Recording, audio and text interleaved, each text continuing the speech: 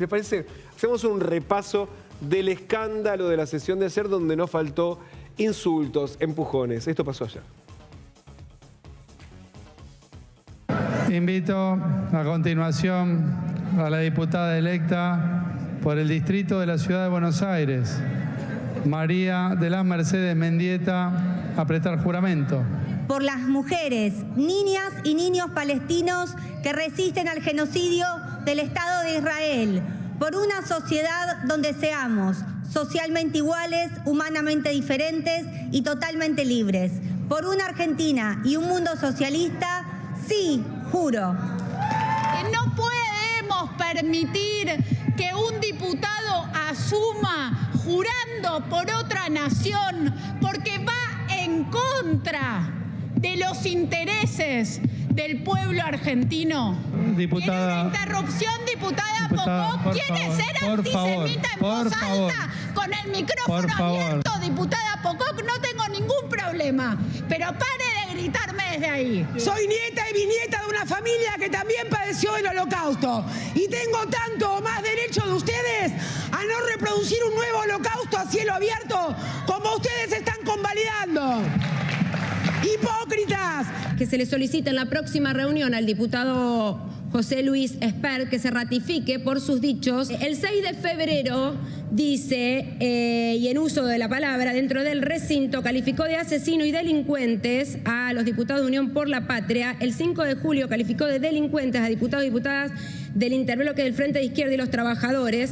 Y así en cada uno de estos tres pedidos. Si no se ratifica públicamente, vamos a pedir públicamente perdón por los dichos y vamos a hacerlo con cada uno de los diputados que nos agredieron, porque vamos a hacer un pedido por cada uno de ellos. No sé lo que estás diciendo, no me interesa mucho.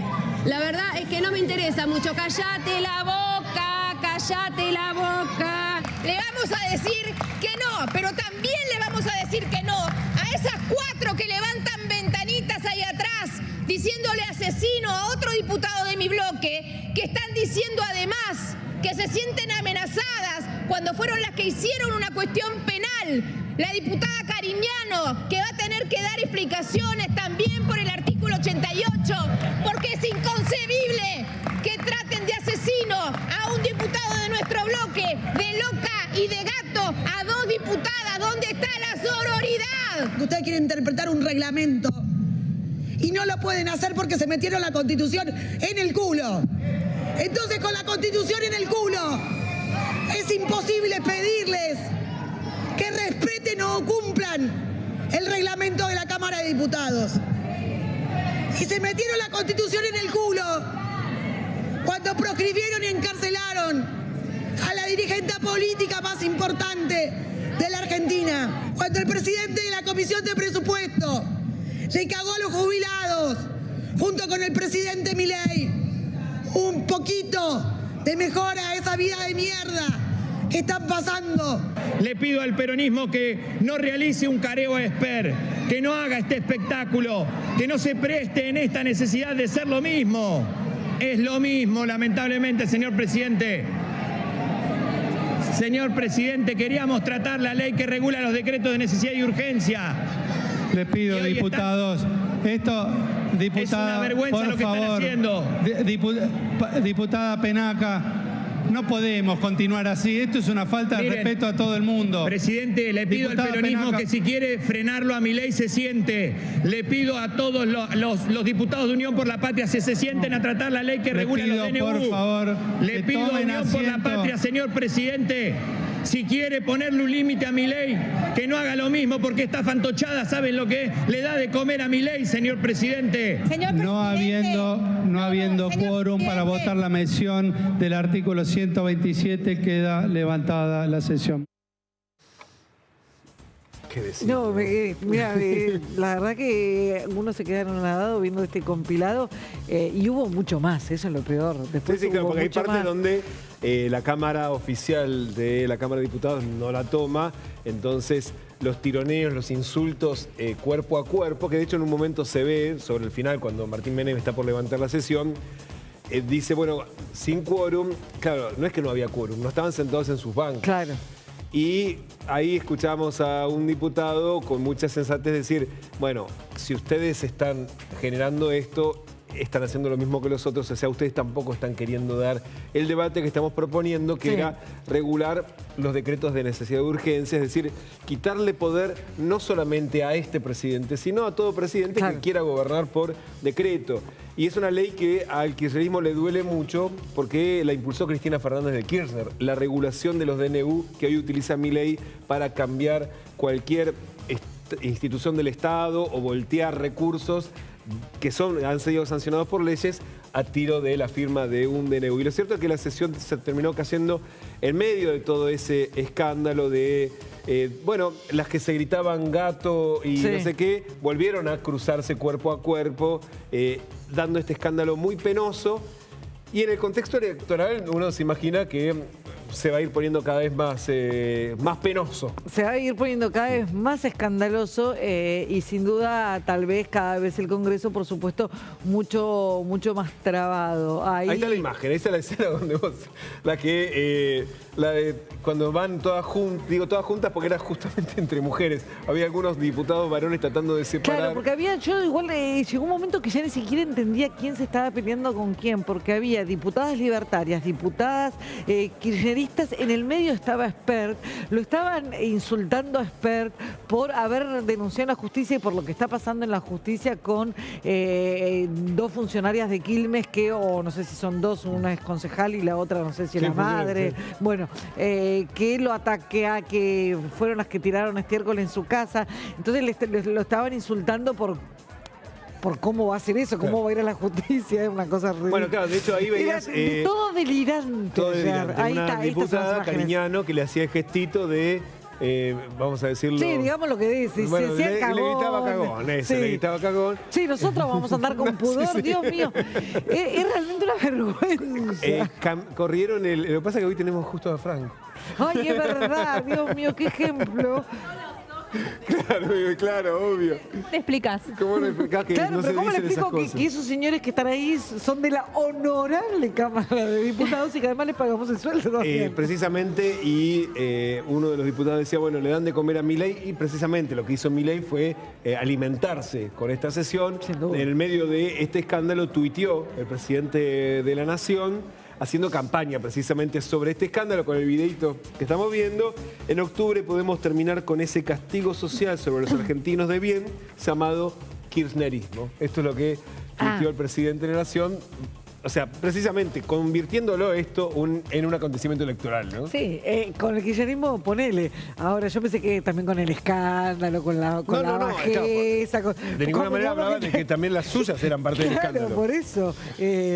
No, pero el escándalo no es la parte que la hace ruido. No, porque de hecho si hay alguien que alimenta precisamente la violencia verbal es el presidente de la Nación, digamos. Entonces es como un clima en donde la Cámara de Diputados forma parte de ese mismo clima. Ahora, en medio de ese debate sí hubo momentos de definiciones. Por ejemplo, hubo un anticipo sobre lo que los diputados y también senadores podrían llegar a hacer con el caso YPF. Así es, básicamente lo que están...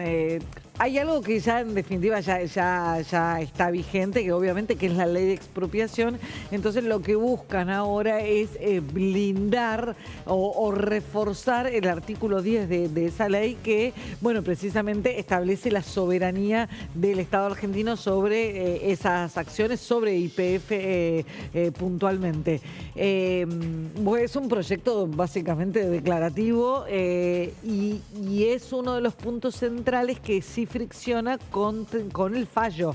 Ahí hay que marcarlo. Hay un problema en la justicia también internacional cuando una orden contrasta con una ley, porque acá el punto es no si estuvo bien o mal la expropiación, acá la ley es en sí misma sobre la expropiación, no define el mecanismo y no defiende, no debate con el fallo en el respecto de si estuvo bien, si estuvo mal, si Buford tiene razón o no, simplemente dice esto es una ley, estoy hay que cumplirla, las acciones son del Estado argentino por ley. Eso es lo que se busca reforzar desde el mensaje para precisamente, y esto hay que marcarlo también, le da más argumentos, refuerza la defensa argentina ante los tribunales de Nueva York, le da más argumentos al gobierno para ir a defender la postura sobre la inviabilidad de la orden de la justicia. Otra vez, no va contra el fondo de la sentencia, de decir que la expropiación estuvo mal ejecutada o la expropiación pudo haber tenido algo cuestionable en la justicia. No va contra eso, sí va contra la orden puntual de que el gobierno entregue las acciones. Y el que ayer se ocupó de anticipar esta movida parlamentaria es uno de los que fue protagonistas en su momento con la ley de expropiación, Miguel Ángel Pichetto, que bueno, hoy es un antikirchnerista acérrimo, pero en ese momento era el presidente de la bancada kirchnerista en el Senado, así que anticipa la jugada y además explica por qué votó en su momento lo que votó. Nosotros vamos a plantear la ratificación del artículo 10 de la ley de expropiación en la defensa de las acciones de YPF que están en la Argentina, para hacer uso por parte de la jueza y de los acreedores. Se requiere una ley de este Congreso con 2/3 de los representantes del Congreso. Eso es lo que está estipulado en la ley de expropiación que hemos votado, que he votado. Y una breve reflexión, no quiero entrar en un debate más profundo porque hay que analizar siempre las circunstancias del pasado.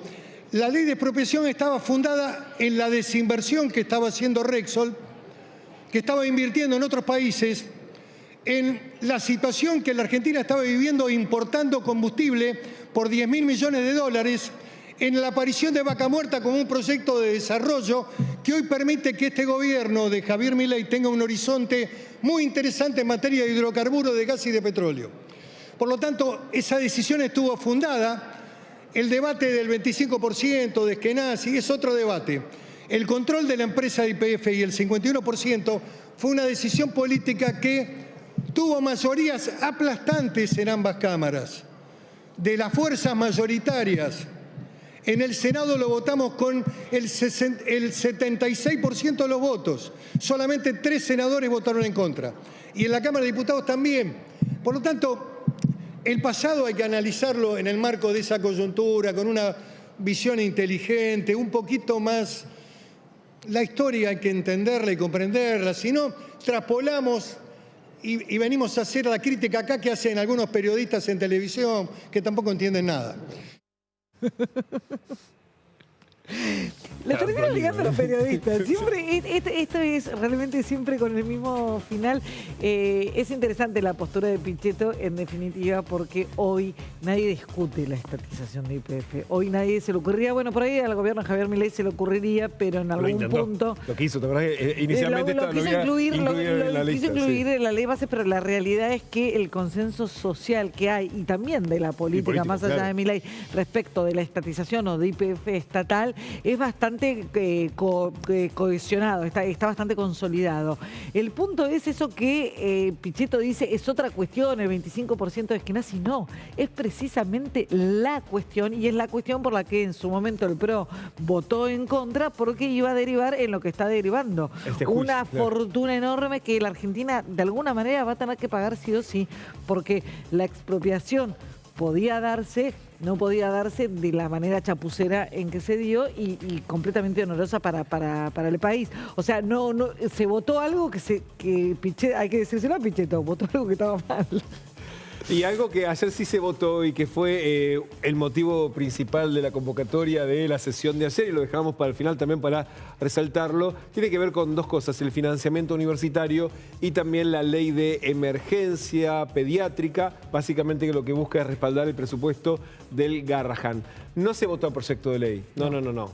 Están lejísimos de llegar a eso. Lo que se votó es el emplazamiento a las comisiones correspondientes para que empiecen a tratar esos proyectos de ley. ¿Qué significa esto? Bueno, como el presidente de la Comisión de Presupuesto y Hacienda, José Luis Espert, libertario, candidato del oficialismo, no está convocando a la comisión, el cuerpo se ve obligado a llamarle la atención y obligarlo a sesionar con día y hora para que se reúna a discutir específicamente estos proyectos. Vamos a escuchar a dos diputados hablando precisamente sobre el proyecto del financiamiento del Garrahan y después el dato político más saliente, cómo se votaron esos dos emplazamientos, porque el número que se construyó ahí es probablemente el dato político más fuerte de la jornada, más allá del escándalo, más allá incluso de estos emplazamientos, porque es tan preocupante como el proyecto de ley que comenzamos, ¿no? El de los gobernadores. Pero escuchemos primero a Yedlin y a Manes hablando sobre el Hospital Garrahan.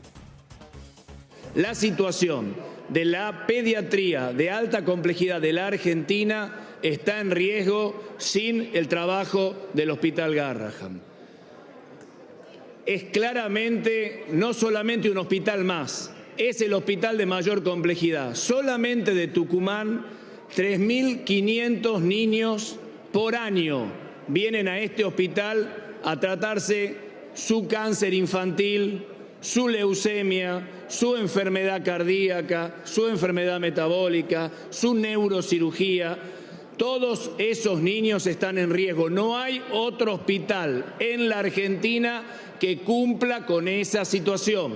No es un gasto el Garrahan, es el corazón de lo que hicimos bien en la Argentina, porque acá se hicieron muchas cosas bien, y el Garrahan es una de esas cosas. Un país también se mide, además de por la macroordenada, por no tener inflación, un país se mide por la compasión, por la solidaridad, se mide por decir también, y todavía somos humanos, todavía nos importa el otro. Sin salud pública, sin empatía, no hay nación. Bueno, ahí estaba la reflexión de Manes. Lo cierto es que tanto este proyecto como el que emplazó las comisiones de presupuesto y de educación por el presupuesto universitario juntaron más de 160 votos, 161 y 164, en donde había de todo, incluyendo algunos libertarios. Claro. Y que también son los que dieron quórum. De los socios habituales, algunos también diputados del PRO, de los radicales con peluca. Con lo cual, cuando uno se empieza a ver, ¿pero qué chances tiene, por ejemplo, si se veta? Sí, el presidente ya dijo que estas normas las va a vetar. Lo que pasa es que para poder defender el veto necesitan 85 voluntades, o 2/3 de los presentes, que ayer era abrumadora la diferencia. Claro. Y lo cierto es que no llegaban a los 85 porque había muchas ausencias. Ausencias que hoy uno se imagina muy difícil de que vote con el gobierno. Por ejemplo, la diputada Los Penato, que fue muy atacada por la campaña de La Libertad Avanza en la Ciudad de Buenos Aires y que está optando por ausentarse en algunas votaciones que pueden ser incómodas para la Casa Rosada. Con lo cual, tal vez el dato político más saliente, junto a la presentación del proyecto de ley y el escándalo, es que se empieza a conformar una mayoría bastante estable y sólida que puede llegar a defender los proyectos de ley ante los vetos presidenciales. Y ahí, de acá hasta las elecciones de octubre, claro, y de recambio hasta el día de diciembre, hay una eternidad. Claro, está claro que eso es de acá a diciembre y la tarea del gobierno va a ser obstaculizar cualquier proyecto mientras no pueda tener ese tercio que le garantice el veto. En cualquier caso, después de la conformación de la Cámara, también habrá que ver, después del cambio de conformación de la Cámara, habrá que ver también cuáles fueron los proyectos que quedaron aprobados. Claro. Porque 10 días tiene el gobierno para vetar nada más una ley, con lo cual todo lo que salga de acá a diciembre es una complicación. Y de hecho, ayer decíamos, se cae esta sesión y a continuación había convocado a otra sesión que estaba previsto eliminar o rechazar varios decretos de necesidad de urgencia. Uno era el que regulaba el derecho a la protesta, pero otro también que había generado un movimiento en la calle, Nieves, era el del Instituto Nacional del Teatro.